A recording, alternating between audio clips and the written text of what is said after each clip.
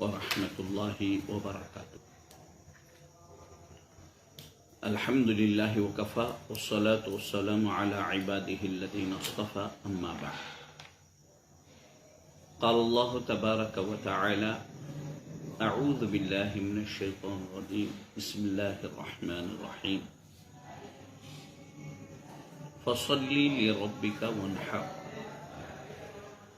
وقال جل وعلا: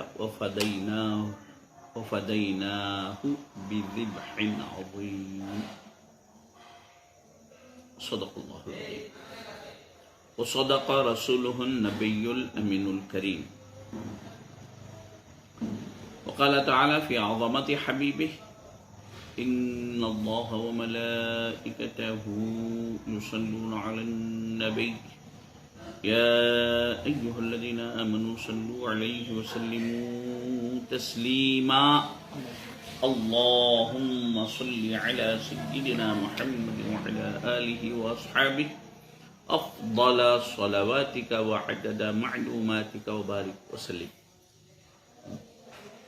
معزز ناظرین و سامعین، یہ ذی الحجۃ الحرام کا ماہ مبارک ہے۔ اللہ تبارک و تعالی اس مہینے کے دنوں کو بھی فضیلت دیا، ابتدائی 10 دنوں کو اور راتوں کو بھی فضیلت دیا ہے۔ اسی لیے اللہ کے نبی صلی اللہ علیہ وسلم عید سے پہلے کے 9 دنوں میں روزہ رکھتے تھے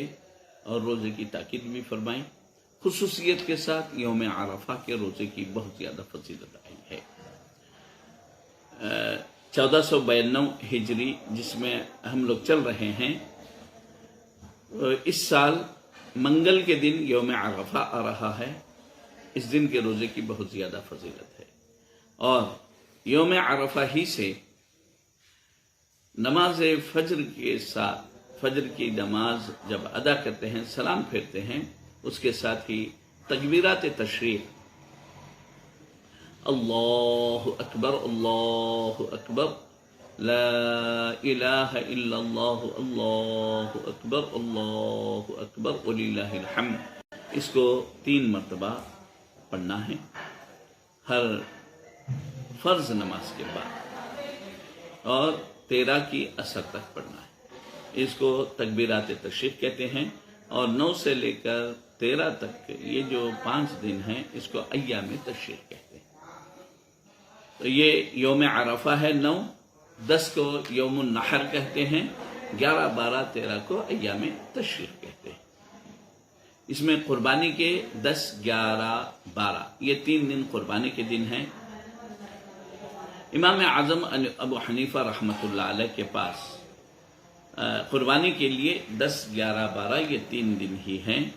13 تاریخ نہیں ہے۔ قربانی کی بہت زیادہ فضیلت احادیث مبارکہ میں آئی ہے۔ اس کی فضیلت بیان کرتے ہوئے اللہ کے نبی صلی اللہ علیہ وسلم نے فرمایا کہ قربانی کو خوش دلی سے ادا کرو، اور جب تم قربانی پیش کرتے ہو اللہ کی بارگاہ میں، تو اس کے خون کا خطرہ بھی زمین پر گرنے بھی نہیں پاتا کہ اللہ کے پاس وہ مقبول ہو جاتی ہے۔ قربانی کے بارے میں صحابہ کرام اللہ کے نبی صلی اللہ علیہ وسلم سے سوال کیے کہ یا رسول اللہ، قربانی میں ہم کو کیا ثواب ہے؟ تو حضور صلی اللہ علیہ وسلم فرمائے، اس کے ہر بال کے بدلے نیکی ہے، اس کے کھر میں بھی نیکی ہے۔ تو عزیزان گرامی، اللہ تبارک و تعالی قربانی میں اتنا ثواب عطا فرماتا ہے، جیسا کہ اگر آپ ایک جانور کی قربانی کر رہے ہیں تو اس کے جسم میں جتنے بال ہیں، اب ایک بکرے میں کتنے بال رہتے کوئی گن نہیں سکتا، کوئی انسان گنا نہیں، اور گن کے یہ نہیں بتلا سکتے کہ اتنے ہی ہے، کم زیادہ ہوتے ہیں،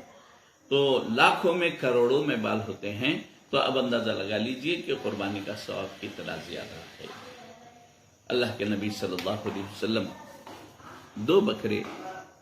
ہر سال ذبح کرتے تھے، کبھی عیدگاہ میں، کبھی اپنے گھر کے پاس۔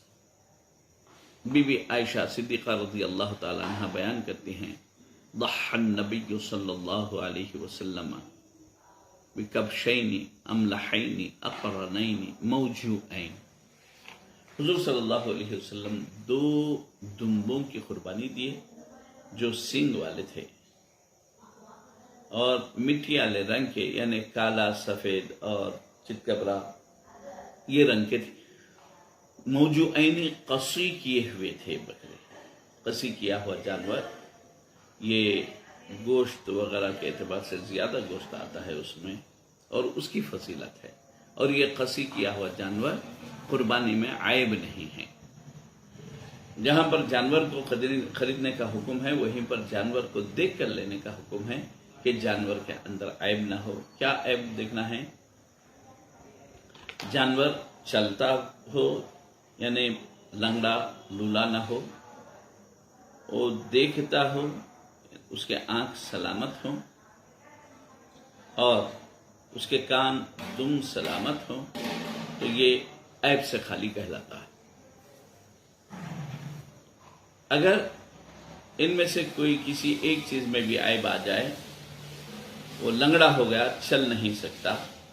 تو اس کی قربانی درست نہیں ہے۔ لنگڑا اتنا ہے کہ وہ 3 پیر پر چلتا ہے یا چوتھا پیر آہستہ سے ٹیکتا ہے لیکن چلنے کے قابل ہے،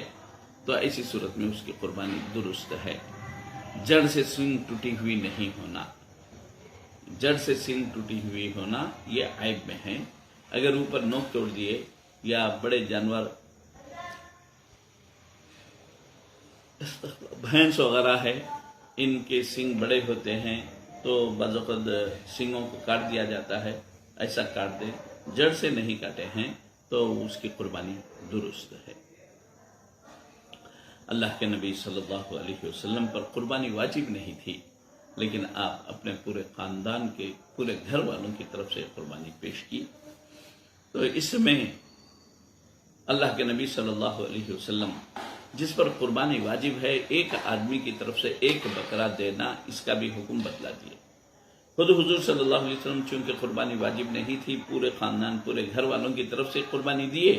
اس لیے کہ آپ کے پاس بھی پیسہ نہیں تھا، امہات المومنین ازواج مطہرات کے پاس بھی پیسہ، سونا چاندی کچھ نہیں تھا، زکوٰۃ ان پہ واجب نہیں تھی، قربانی بھی واجب نہیں تھی، تو آپ 1 بکرا قربانی دے دیے، وہ بھی پورے لوگوں کی طرف سے، اور 1 بکرا پوری امت کی طرف سے، قیامت تک کے آنے والے تمام مسلمانوں کی طرف سے دے دیے ہیں۔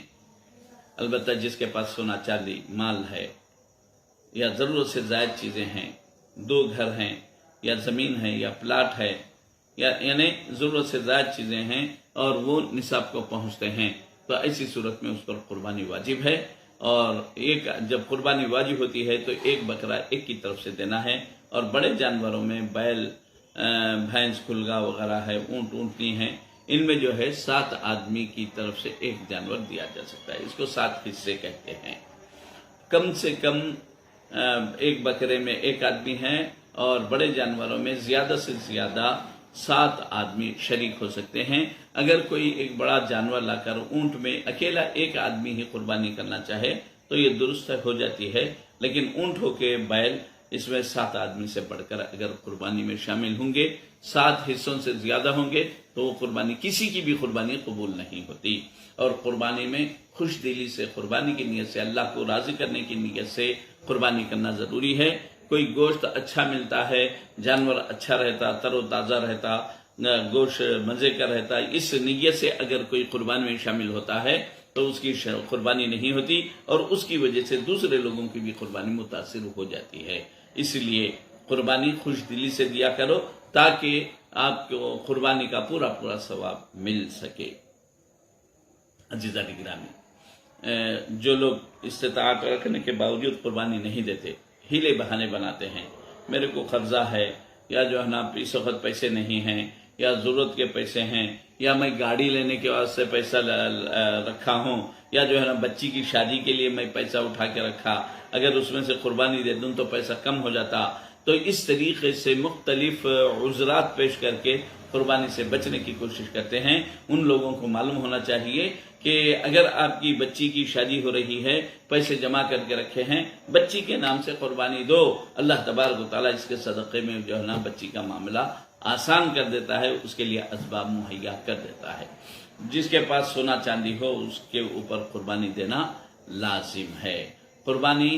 عید کے دن نماز عید کے بعد دینا ہے، نماز عید سے پہلے قربانی نہیں دے سکتے، اور دوسرے دن تیسرے دن یعنی 11 تاریخ 12 تاریخ کو وقت فجر کے بعد فجر کی نماز پڑھنے کے ساتھ ہی آپ دے سکتے ہیں، غروب آفتاب تک یعنی مغرب تک جو ہے نا دینا یہ سنت ہے۔ اگر کسی وجہ سے دن میں نہیں دے سکے، رات میں دینا چاہتے ہیں تو رات میں مکروہ ہے، لیکن قربانی ادا ہو جائے گی۔ قربانی کے دنوں میں سب سے افضل نیک عمل، سب سے افضل ثواب کا کام قربانی ہی ہے۔ آپ پر قربانی واجب ہے تو آپ خود سے دیجیے۔ عموماً گھروں میں دیکھا جاتا ہے کہ 4-5 لوگ رہتے ہیں کمانے والے، سب پر قربانی واجب ہے، لیکن وہ لوگ یہ طریقہ کرتے ہیں کہ اس سال باوا کی طرف سے قربانی دیں گے، قربانی ہو گئی۔ پوروں کی طرف سے ایسا نہیں۔ اب اس سال باوا کی طرف سے دیے، گزشتہ سال کس کے نام پہ دیے تھے؟ اماں کے نام پہ دیے تھے، پھر آئندہ بڑے بھائی کے نام پہ دیں گے۔ اس طریقے سے لوگ بانٹ لیتے ہیں، ایسا یہ درست نہیں ہے۔ اگر والد کے پاس کچھ پیسہ ہے، سونا چاندی ہے، تو والد پر قربانی واجب ہے، امی پر قربانی واجب ہے۔ 4-5 بچے بھائیاں کماتے ہیں، ان لوگوں کے پاس بھی کچھ پیسہ ہے تو ان لوگوں پر بھی قربانی واجب ہے۔ آپ مکمل ایک جانور بکرا نہیں خرید سکتے تو بڑے جانوروں میں حصہ لیجئے، حصہ لے کر جو ہے نا قربانی ادا کیجئے، قربانی برابر ادا ہو جائے گی۔ ایسا نہیں ہے کہ بکرا دیے تو جو ہے نا زیادہ ثواب ملتا، ایسا نہیں ہے۔ ثواب تعلق ہمارے اخلاص سے، خلوص نیت سے ہے۔ ہمارے اندر جتنا اخلاص ہوگا اللہ تعالیٰ اتنا ہی زیادہ ثواب عطا فرماتا ہے، اور جو استطاعت رکھتے ہوئے نہیں دیں گا تو اس کے لیے اتنی سخت وعید اللہ کے نبی صلی اللہ علیہ وسلم نے بتلایا، من وجد ساعتا ولم يضحي فلا يقربن مصلانا۔ جو کوئی وسعت رکھتا ہے یعنی جس کے پاس پیسہ ہے لیکن وہ قربانی نہیں کیا، تو ایسے شخص کو چاہیے کہ وہ ہمارے مصلی یعنی عیدگاہ کے پاس نہ آئے، یعنی نماز عید ادا نہ کرے۔ اگر کوئی یہ سمجھتا ہے کہ نماز عید واجب ہے اور جو ہے قربانی جو ہے نا نہیں دوں گا، صرف نماز پڑھ لیتا ہوں، تو ایسی صورت میں جو ہے نا اس کے لیے یہ وعید ہے کہ تم قربانی کو اور نماز عید کو الگ کر دیے تو پھر تمہارے نماز کی بھی اللہ کو ضرورت نہیں ہے۔ جس طرح نماز لازم ہے، قربانی بھی لازم ہے، اس کا اہتمام کرنا بھی ضروری ہے۔ قربانی اب آپ جو ہے قربانی جو ہے جس پر بھی واجب ہوں گی، ماں باپ کے پاس کچھ نہیں ہے، بیٹا کما رہا ہے، اس کے پاس کچھ پیسہ ہے تو بیٹے کے نام پہ دینا۔ لوگ عموماً یہ دیکھنے میں آتا ہے کہ من صاحب میں پہلی مرتبہ قربانی دے رہا ہوں، گھر پہ امی بول رہے ہیں پہلی مرتبہ دیے تو رسول اللہ صلی اللہ علیہ وسلم کے نام سے دینا۔ یاد رکھیں حضور صلی اللہ علیہ وسلم پوری امت کی طرف سے ہر سال قربانی دیتے تھے۔ اللہ تعالیٰ اگر آپ کو عطا فرمایا ہے، گنجائش ہے، تو آپ اپنی طرف سے بھی دیجئے، پیارے آقا صلی اللہ علیہ وسلم کی طرف سے بھی ایک بکرا یا ایک حصہ قربانی کے جانور میں، بڑے جانور میں حصہ شامل ہو سکتے ہیں، لیکن ایسا نہیں ہو سکتا قربانی آپ پر واجب ہے، آپ اپنی قربانی نہیں کر کے رسول اللہ صلی اللہ علیہ وسلم کی قربانی دے رہے ہیں، یہ درست نہیں ہے۔ آپ پر واجب ہے تو آپ اپنی طرف سے دینا اور رسول اللہ صلی اللہ علیہ وسلم کی طرف سے دینا، اس طریقے یہ صحیح طریقہ ہے۔ اور قربانی میں ایک بات ذہن میں رکھنے کی یہ ہے کہ قربانی کے بعض وقت لوگ جانور خرید کے لا لیتے، لانے کے بعد سنگان ٹوٹ جاتے یا کچھ ہوتا، لنگڑا ہو جاتا، تو لانے لوگ یہ بولتے لاتے خود تو اچھا تھا صاحب، ہم اچھا خرید کے لائے، تو ٹھیک ہے، قربانی دینے سے پہلے تک انہیں اچھا رہنا ہے۔ قربانی کے لیے لٹا رہے ہیں، ویسے وقت میں ایک دم گر گیا، پیر ٹوٹ گیا تو وہ معاف ہے، اس سے پہلے تک جو ہے نا قربانی کا جانور صحیح سالم ہونا ضروری ہے۔ قربانی کے لیے جو جانور لایا جاتا ہے اس کو اپنے ہاتھ سے چارہ ڈالیں، اپنے ہاتھ سے کھلائیں پلائیں، تو اس کی وجہ بتلائی گئی، اس میں مصلحت یہ ہے کہ جب آپ اپنے ہاتھ سے چارہ ڈالیں گے، پانی رکھیں گے، پانی پلائیں گے، تو اس جانور کی محبت اپنے دل میں آ جاتی ہے، اور جب ایسے اس چہیتے جانور کو قربان کرنے کے لیے آپ یہ کریں گے تو دل، نفس جو ہے نا تیار نہیں ہوتا، تو نفس سے لڑتے ہوئے جب آپ اللہ کی رضا کے لیے وہ جانور کو قربان کریں گے تو اس وقت آپ کو ابراہیم علیہ السلام کا وہ واقعہ یاد آ جائے گا کہ اللہ کے رضا کے لیے، اللہ کی خوشنودی کے لیے ابراہیم علیہ السلام نے اپنے چہیتے اکلوتے ایک بیٹے کو جو ہے اللہ کی راہ میں قربان کرنے کے لیے تیار ہو گیا اور لے نکل گئے۔ حاضرین کرام، قربانی کے بہت سے مسائل ہیں، تفصیلی مسائل اگر آپ جاننا چاہتے ہیں قربانی سے متعلق تو خود میری ایک کتاب ہے، قربانی فضائل و مسائل کے نام سے یہ کتاب ہے، اس کو پڑھیے، الحمدللہ آپ کو قربانی کے بارے میں چھوٹے چھوٹے جزئیے، چھوٹے چھوٹے مسئلے بھی جو ہے نا آپ کو معلوم ہو جائیں گے۔ اور قربانی کے جانور میں گوشت کھانے کی نیت سے اگر ایک آدمی بھی شریک ہو جائے گا، یعنی 7 میں سے ایک آدمی، اس کی نیت قربانی نہیں ہے، گوشت کھانے کی نیت ہے، جانور اچھا موٹا تازہ ملتا، اس نیت سے اگر ایک آدمی بھی شریک ہوں گا تو پورے لوگوں کی قربانی متاثر ہو جاتی۔ اس لیے جتنے لوگ بھی حصے مل کر جو جانور دیتے ہیں، پوروں کی نیت قربانی کی ہونا ضروری ہے۔ یہ بہت اہم مسائل تھے۔ اس کے علاوہ اور بھی مسائل ہیں کہ رسول اللہ صلی اللہ علیہ وسلم حضرت علی رضی اللہ تعالیٰ عنہ کو وصیت کیے تھے کہ وہ حضور صلی اللہ علیہ وسلم کی طرف سے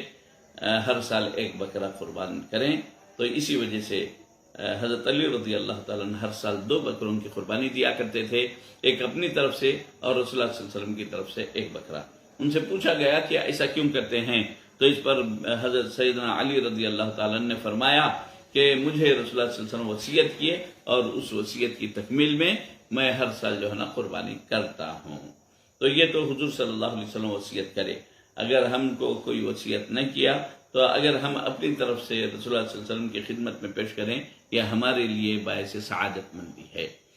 اس کے علاوہ بھی اگر کسی کے والدین، دادا دادی، نانا نانی، اولاد یا بھائی بہن گزر چکے، ان کے لیے عید کے دنوں میں یعنی 10، 11، 12 قربانی کے دنوں میں سب سے افضل ایصال ثواب قربانی ہی ہے۔ اسی لیے مردوں کی طرف سے بھی آپ قربانی دے سکتے ہیں، اور کئی لوگوں کے لیے آپ قربانی دے رہے ہیں اور حصہ ایک ہے یا بکرا ایک ہے تو ایک بکرے میں کئی لوگوں کو شامل کر سکتے ہیں۔ اس کا طریقہ جو علماء کرام نے بتلایا وہ یہ ہے کہ پہلے اپنی طرف سے قربانی دے دیں، اس کے بعد دعا کریں، اے اللہ اس قربانی کا ثواب جو تو مجھے عطا فرما رہا ہے، اس کا ثواب میرے فلاں فلاں فلاں مرحومین کو عطا فرما۔ تو یہ بکرے میں بھی اسی طرح یہ کرنا ہے۔ اگر گائے کا ایک حصہ آپ لے کر رہے ہیں، اس ایک حصے کا ثواب جو تو مجھے عطا فرما رہا، اس کا ثواب جو ہے نا میرے ددیال ننیال تمام لوگوں کو پہنچا، اس طریقے سے دعا